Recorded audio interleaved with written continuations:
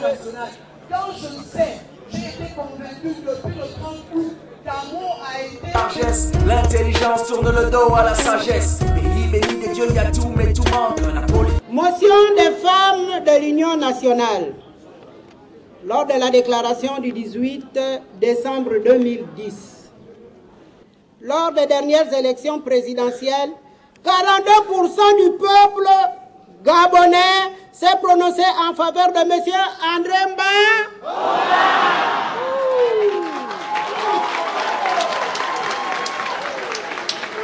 Faisant de lui le premier candidat à la fonction de président de la République et par conséquent l'élu du peuple gabonais. Et c'est donc contre nous que c'est diriger le vol de la souveraineté. Nous pouvons accepter du peuple.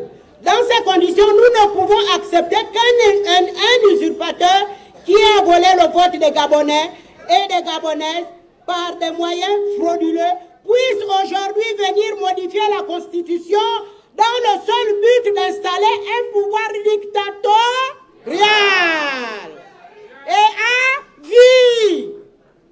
Il est donc à cet égard permis de redouter que cette manœuvre ne débouche sur l'installation d'un régime familial et monarchique.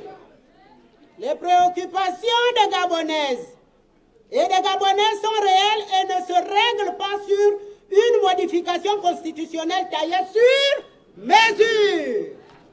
Ces préoccupations, s'il vous plaît, ces préoccupations, le chômage, le coût de la vie de plus en plus exorbitant, les soins de santé de plus en plus chers et inaccessibles. Dieu nécessite que ce soin des autorités élues et investies de la confiance du peuple qui en assure la résolution. Face à tout cela, la femme gabonaise qui est éprise de justice et de paix exige que la volonté du peuple soit respectée. Nous ne pouvons plus, disais-je, continuer à nier que depuis l'élection présidentielle anticipée du 30 août dernier, que la crise politique que traverse notre pays est réelle, menace sa stabilité et détourne les populations des préoccupations politiques, comme l'atteste le manque d'intérêt du peuple, que le peuple accorde à la révision de la liste électorale en cours.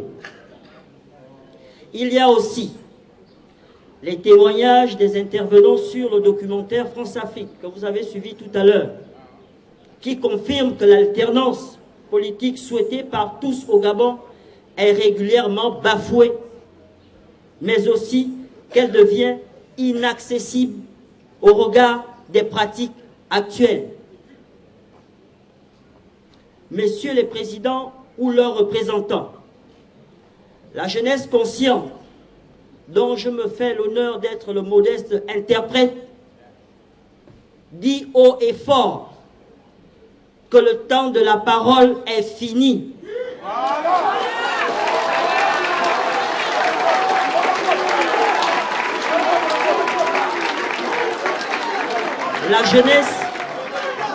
La jeunesse consciente, dont je suis le modeste représentant, dit ici et maintenant, et à haute intelligible voix, que le temps du discours est fini.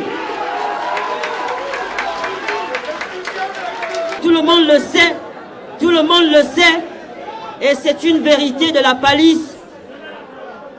Tout le monde le sait qu'il n'a pas gagné. Nous disons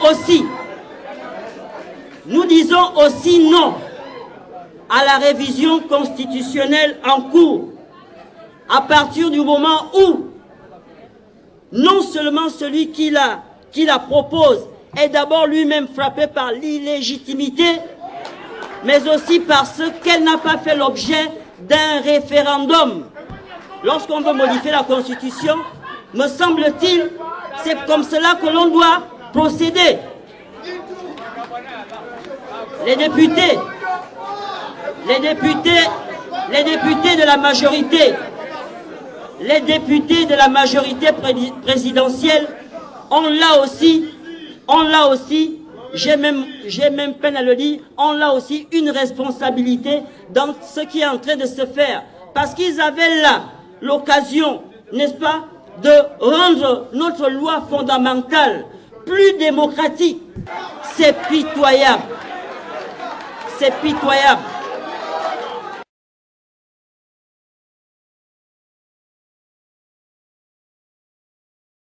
Mes chers compatriotes,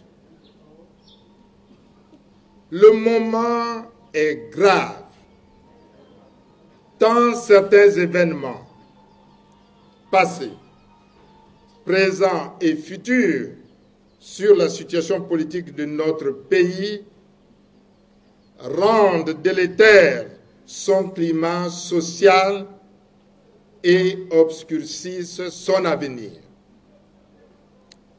Ces événements sont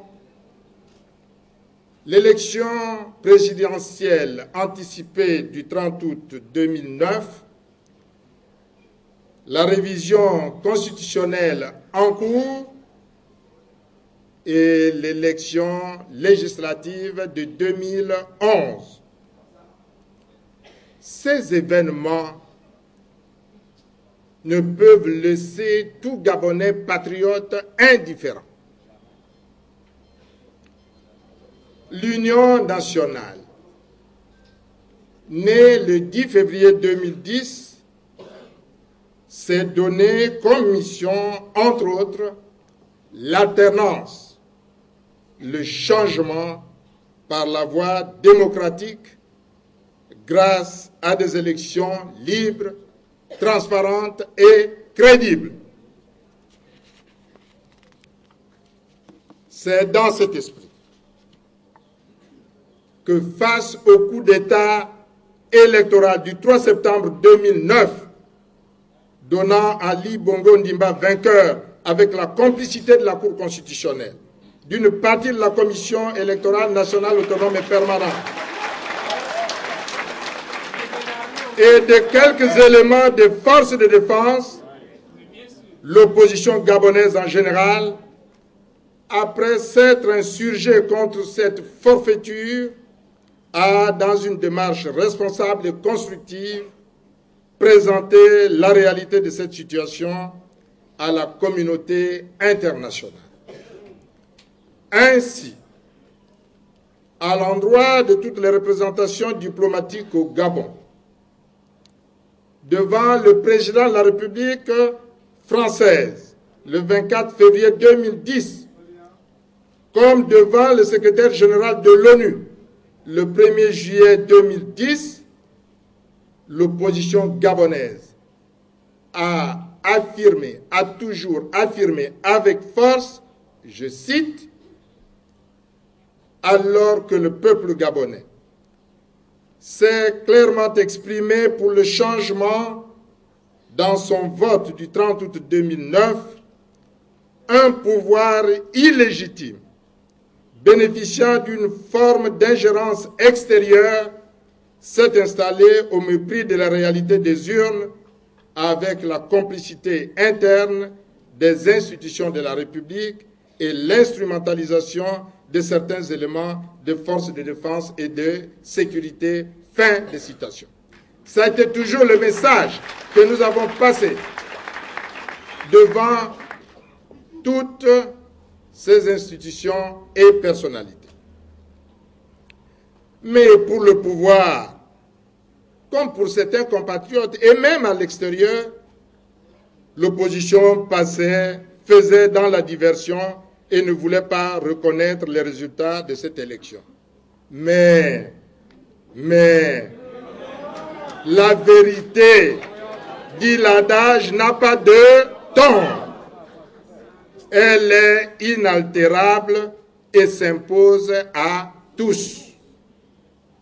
Voilà que depuis le 9 de ce mois de décembre, le monde entier a découvert avec stupéfaction et indignation la vérité sortie des urnes le 30 août 2009 au Gabon. En effet, un extrait du documentaire France-Afrique intitulé « La raison d'État » ou 50 ans de secret, diffusé par la principale chaîne de télévision publique française, France 2, montre des autorités françaises que leurs fonctions ont amené à connaître les dossiers gabonais les plus sensibles, qui déclarent que l'élection présidentielle du 30 août 2009 a été bien truquée. Ces mêmes autorités confirment dans ce documentaire que c'est bel et bien André Mba Obam qui, avec 42% de suffrages,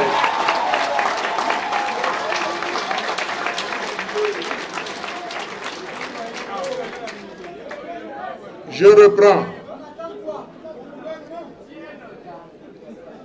Ces mêmes autorités confirment dans ce documentaire que c'est bel et bien André Mba Obam qui, avec 42% de suffrages, a été élu président de la République par le peuple gabonais,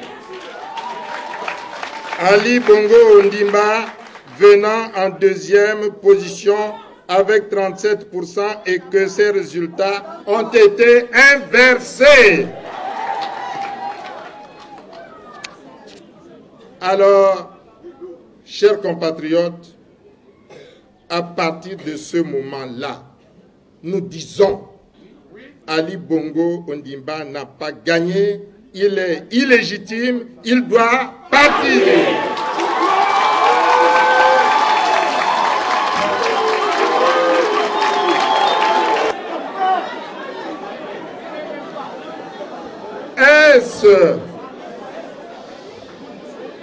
Est-ce cette usurpation du pouvoir qui amène son occupant à le renforcer par des dispositions constitutionnelles nouvelles contenues dans le projet de révision de la Constitution en cours dans les deux chambres du Parlement?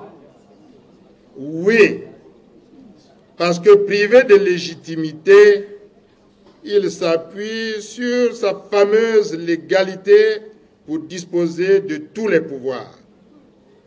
Ainsi, toujours avec la complicité de la Cour constitutionnelle et de la grande majorité du Parlement, pourra-t-il s'imposer de plus en plus et asservir le peuple gabonais. Tenez, avec des dispositions initiales, entre autres telles que les questions de défense et de sécurité relèvent du domaine de la compétence exclusive du président de la République, sans contrôle du Parlement. Le président de la République, qui est représentant du peuple au niveau de la justice, les membres de la Cour constitutionnelle et du Conseil national de la communication, qui ont des mandats illimités, renouvelables à souhait, on sent la volonté farouche de se maintenir coûte que coûte au pouvoir. Alors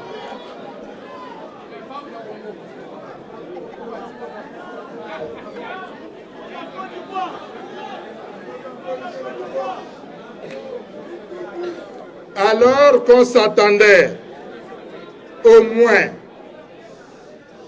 à des réformes novatrices, audacieuses,